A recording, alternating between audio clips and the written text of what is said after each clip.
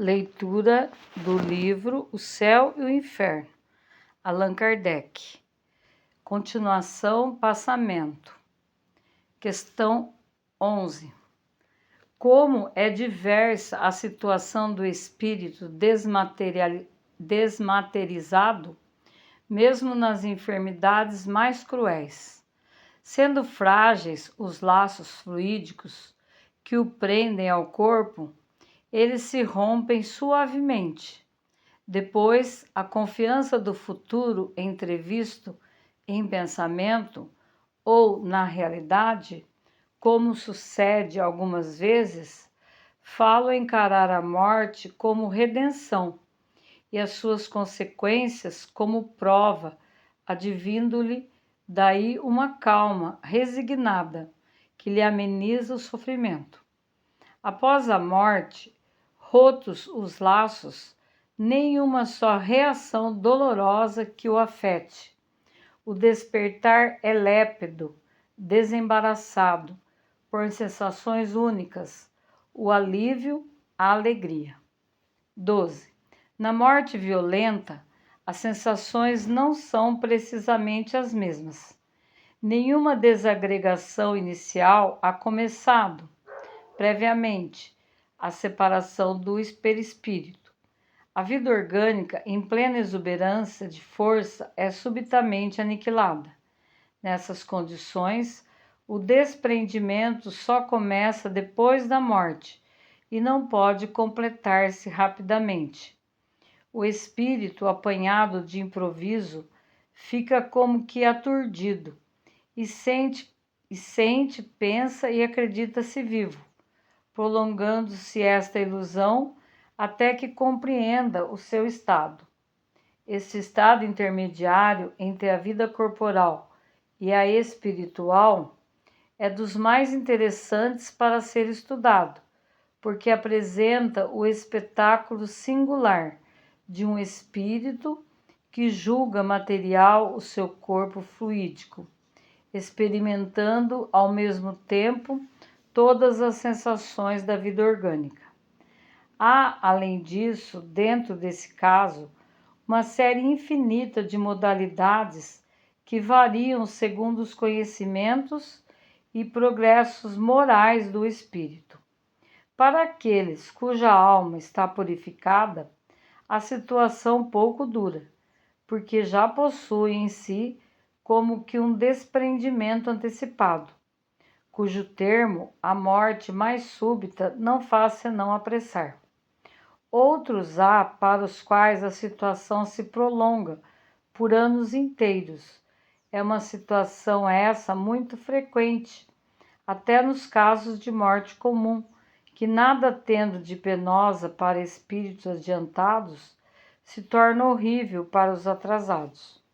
No suicida, principalmente, excede a todas as expectativas. Preso ao corpo por todas as suas fibras, o perispírito faz repercutir na alma todas as sensações daquele com os sofrimentos cruciantes. 13. O estado do espírito por ocasião da morte pode ser assim resumido. Tanto maior é o sofrimento, quanto mais lento for o desprendimento do perispírito. A presteza desse desprendimento está na razão do adiantamento moral do espírito. O espírito desmaterializado, de consciência pura, a morte é como um sono ligeiro, isento de agonia, e cujo despertar é suavíssimo. 14. Para que cada um trabalhe na sua purificação, reprima as más tendências e domine as paixões, preciso se faz que abdique das vantagens imediatas em prol do futuro, visto como, para identificar-se com a vida espiritual, encaminhando para ela todas as aspirações e preferindo-a à vida terrena, não basta crer, mas compreender. Devemos considerar essa vida sob um ponto de vista que satisfaça simultaneamente a razão, a lógica, ao bom senso e ao conceito em que temos a grandeza, a bondade e a justiça de Deus. Considerado deste prisma, o Espiritismo, pela fé inabalável que proporciona, é de quantas doutrinas filosóficas que conhecemos, aquela que exerce mais poderosa influência. O espírita sério não se limita a crer, porque compreende, e compreende, porque raciocina. A vida futura é uma realidade que se lhe desenrola incessantemente aos olhos. Uma realidade que ele toca e vê, por assim dizer, a cada passo, e de modo que a dúvida não pode empolgá-lo, ou ter-lhe guarida na alma. A vida corporal, tão limitada, amesquinha-se diante da vida espiritual, da verdadeira vida. Que lhe importam os incidentes da jornada se ele compreende a causa e utilidade das vicissitudes humanas quando suportadas com resignação? A alma eleva-se-lhe nas relações com o mundo visível. Os laços fluídicos que o ligam à matéria enfraquecem-se, operando-se por antecipação um desprendimento parcial que facilita a passagem para outra vida. A perturbação consequente à transição pouco perdura, porque, uma vez franqueado o passo, para logo se reconhece, nada estranhando, antes compreendendo a nova situação. 15. Com certeza, não é só o Espiritismo que nos assegura tão auspicioso resultado. Nem ele tem pretensão de ser o meio exclusivo, a garantia única de salvação para as almas. Força é confessar, porém, que pelos conhecimentos que fornece, pelos sentimentos que inspira, como pelas disposições em que coloca o espírito, fazendo-lhe compreender a necessidade de melhorar-se, facilita enormemente a salvação. Ele dá a mais e a cada um os meios de facilitar o desprendimento de outros espíritos ao deixarem o invólucro material, abreviando-lhe a perturbação pela evocação e pela prece sincera, que é uma magnetização espiritual. Provoca-se a desagregação mais rápida do fluido perispirítico, pela evocação criteriosa, sábia, prudente, com palavras de benevolência e conforto.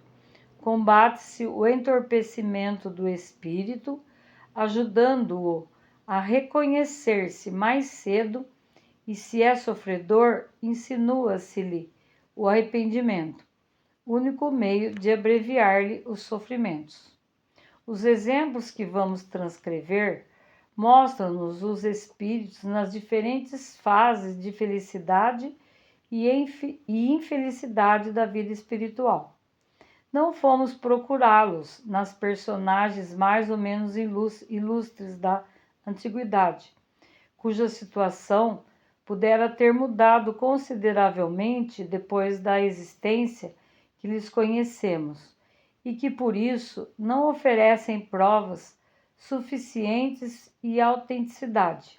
Ao contrário, tomamos esses exemplos nas circunstâncias mais ordinárias da vida contemporânea, uma vez que assim pode cada qual encontrar mais similitudes e tirar pela comparação as mais proveitosas instruções. Quanto mais próxima de nós está a existência terrestre dos espíritos, quer pela posição social, quer por laços de parentesco ou de meras relações, tanto mais nos interessamos por eles, tornando-se fácil averiguar-lhes a identidade.